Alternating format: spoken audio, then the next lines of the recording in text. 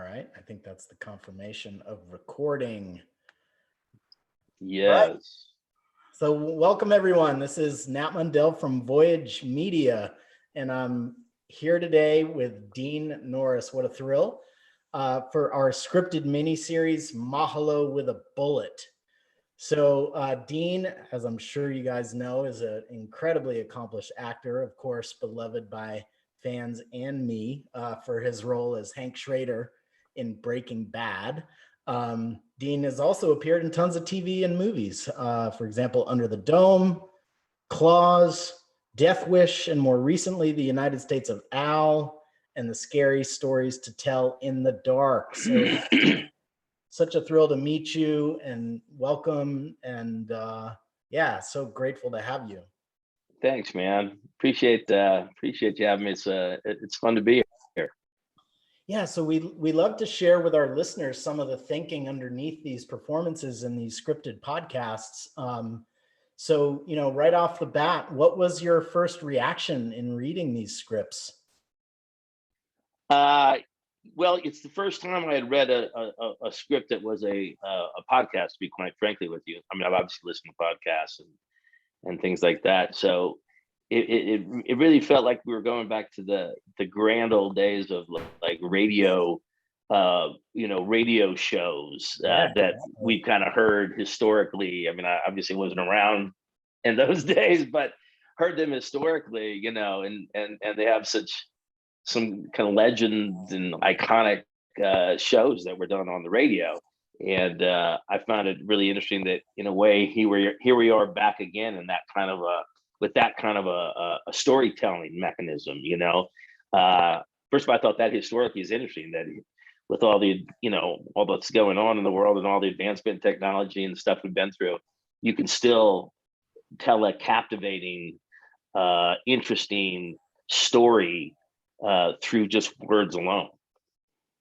Yeah, absolutely. Plus music and sound design. It's like, people forget that that's half of movie and television is what you hear, and so it's interesting when almost like when you develop those, when a blind person develops an increased sensation about their other senses that are still very much alive, but they increase in their abilities, the audio and sound mix and sound design become a really integral part of storytelling. So, what did you think about your character, and how did you find your way into this Rico character? I thought it to be, first of all, he just kind of reminded me of some some really famous kind of almost like the Pulp Fiction guys when they decide to re-examine their lives. You know what I'm saying? The Sam Jackson character in particular. And it's such an interesting concept for a character when you're specifically one way, and then comes that moment, or that it's maybe not just a moment, but there comes that time in your life where your character, the essence of your character changes.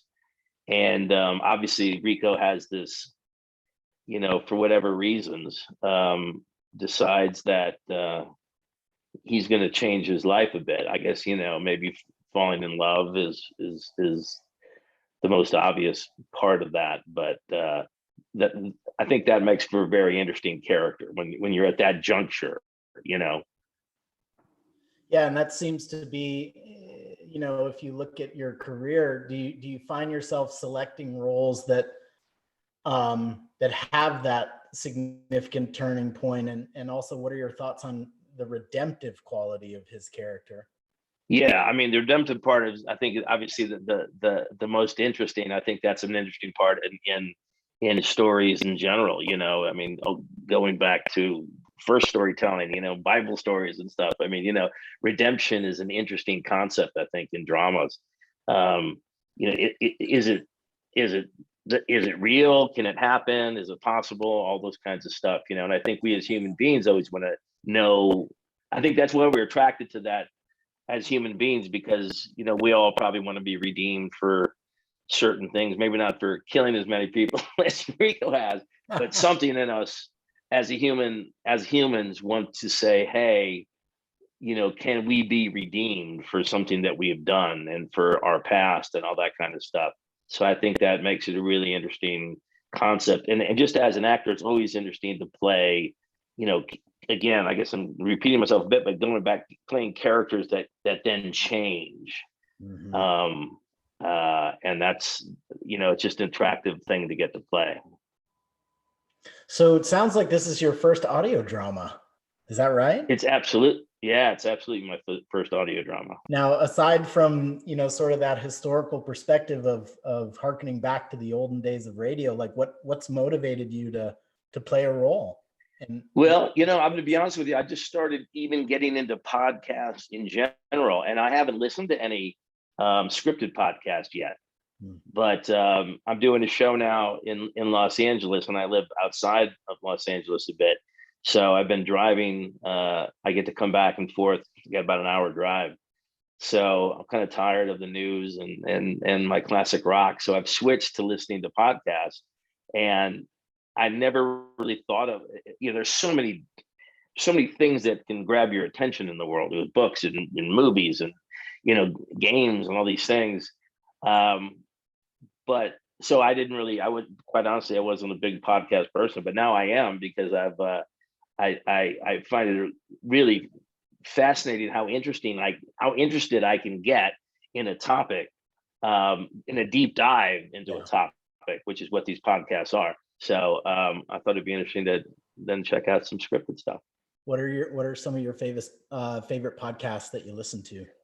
Well, I started, of course, with the famous Joe Rogans and stuff, and Serial. I loved all those stuff about, I really kind of like the true crime stuff, because I think it lends itself to the podcast concept where you can really deep dive into these cases. I've shied away from some of the, maybe I'll give it a better shot later, but I've shied away from some of the celebrity chit chat stuff, because I can get that on, Howard Stern or this and that, or but the ones where they deep dive into topics, and that's what Joe Rogan does too, obviously. I find it to be really interesting. Yeah. Agreed. Well, what are you up to next in your career? What are some of the roles you're taking on, and what do you want these listeners to know? What's coming for you? Yeah, well, I'm hard at work and pretty much booked solid for United States of Al. We just started back for our second season, and we'll be doing that through the spring. And it's because of recent events, it's kind of taken on a whole new. It's about, if people who don't know, it's about an Afghan interpreter who comes back with his Marine buddy to live in the United States. And they live with me, who's the father of the Marine. And also my character is or not an ex, but a retired Marine. So all of a sudden, when we started, I barely knew this was an issue. And now all of a sudden it's in the news on a daily basis in some really horrific ways, but also hopefully some hopeful ways. So that's what we're doing. Yeah. Well, congrats, man. And it's it sort of sucks that it's timely, because the reasons it's timely really suck. Right. And we hope we can, for one, we've actually helped a lot of people because we have a relationship with the military, and a lot of connections with Afghans who are writers and stuff like that. So we've been able to help a lot of people get out. But also what they really hope to do, and again, half of the writing staff are Afghans, is to try to process this and shed some understanding of all this concept.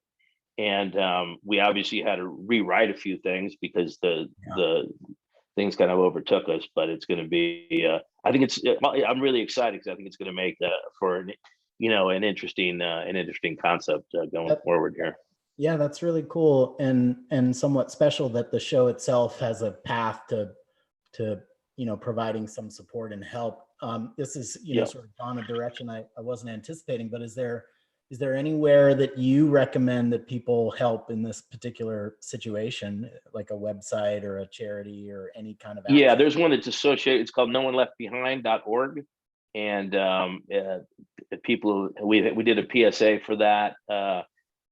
It's basically helping Afghan interpreters, people who work with the U.S. military, because they're coming over here with nothing. They're coming over here. They're coming here just to save their lives, and they're kind of starting over again. So we will continue as over the next months and years to promote that and try to get people to help these people.